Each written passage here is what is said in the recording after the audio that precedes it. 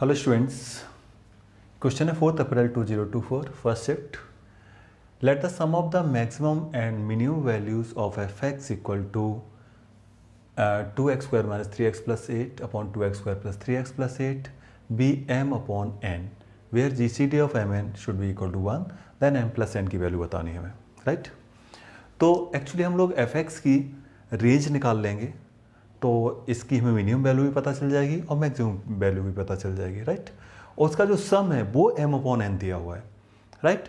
तो उसके बाद हम m प्लस n निकालेंगे, वो कितना होगा ये बताना है, राइट. तो रेंज निकालने के लिए क्वाड्रेटिक क्वेश्चन में हम लोग क्या करते हैं कि जैसे y एफ एक्स को मैंने y लेट कर लिया, y equal to 2x square minus 3x plus 8 upon 2x square plus 3x plus 8, right. Cross multiply करते हैं तो यहाँ से मुझे कितना मिल जाएगा, अगर क्रॉस मल्टीप्लाई करूँगा तो 2x स्क्वायर वाई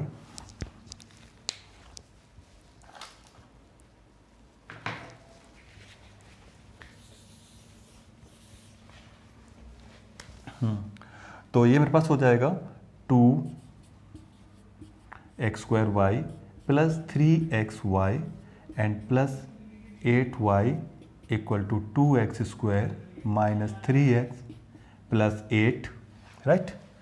तो अगर मैं x स्क्वायर में क्वाड्रेटिक बनाऊं, क्योंकि मुझे पता है x रियल है, राइट. ये तो कंफर्म है. तो x स्क्वायर के साथ क्या आएगा 2y यहाँ से और यहाँ से -2, ठीक है. फिर x कॉमन लिया तो 3y एंड प्लस 3 इस साइड आके हो जाएगा and plus 8y minus 8y minus 8 equal to 0, ठीक है. तो मेरे पास ये a की वैल्यू है, ये b है और ये c है. तो हम लोग क्या निकालते हैं, इसका d निकालते हैं और d शुड भी क्या होना चाहिए, ग्रेटर इक्वल देन 0, राइट. तो मैं इसको हटा देता हूँ.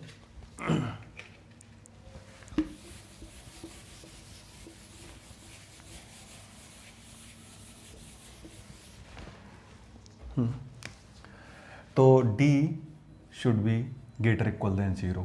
अब d क्या है मेरे पास, 3 कॉमन लेता हूँ तो y प्लस 1 का होल स्क्वायर, ठीक है, माइनस 4ac 4. सबसे पहले इससे 2 कॉमन लेता हूँ तो इंटू 2 y माइनस 1 एंड यहाँ से 8 कॉमन लिया तो मेरे पास कितना हो गया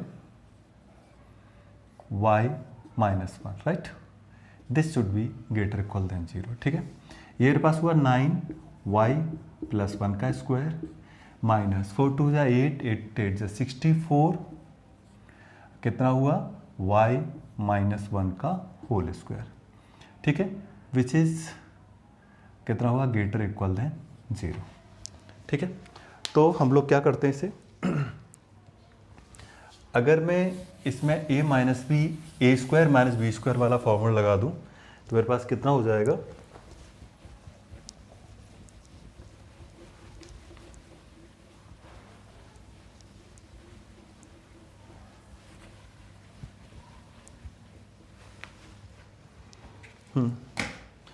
ए स्क्वायर माइनस बी स्क्वायर यानी एक ब्रैकेट में आएगा 3y plus 3, right, and plus ये 8y माइनस 8, राइट. और दूसरे ब्रैकेट में कितना हो जाएगा 3y प्लस 3 माइनस 8y और प्लस 8, ठीक है. जस्ट मैंने a minus b a plus b लगाया और साइन अब चेंज कर दिए हैं तो ये कितना हो जाएगा ग्रेटर इक्वल देन 0. तो ये मेरे पास क्या बचा 3y plus 8y which is 11y and minus 5. दूसरे ब्रैकेट में आ रहा है माइनस 5y एंड प्लस 11, ठीक है, ग्रेटर इक्वल देन 0. अब अगर मैं y का कोफिशिएंट 1 बनाता हूँ तो मेरे पास कितना हो जाएगा, यहाँ से 11 कॉमन लिया तो y minus 5 upon 11, right. And -5 common लिया तो ये कितना हो जाएगा y माइनस 11/5। आई थिंक समझ में आ गया होगा, ग्रेटर इक्वल देन 0, ठीक है। अच्छा, अगर मैं -55 को उधर डिवाइड दूंगा तो मेरे पास क्या होगा, y minus 5/11 and y minus 11/5 less and equal than 0, ठीक है। अगर हम वेवी कर्व मेथड का यूज़ करते हैं तो मेरे पास क्या हो जाएगा, एक फैक्टर है कितना है 5/11 पहले आएगा, तो कितना हुआ 5/11 और दूसरा फैक्टर है 11/5, ठीक। Extreme right positive, this is negative, this is positive. मेरे पास ये फैक्टर इसको सेटिस्फाई कर रहा है, तो इसकी मिनिमम वैल्यू कितनी हो गई 5/11 और मैक्सिमम वैल्यू कितनी हो गई, एंड मैक्स वैल्यू हुई 11/5, ठीक।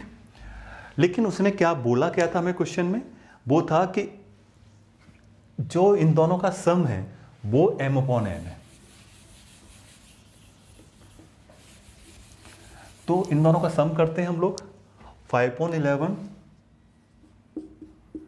प्लस 11/5, ठीक है।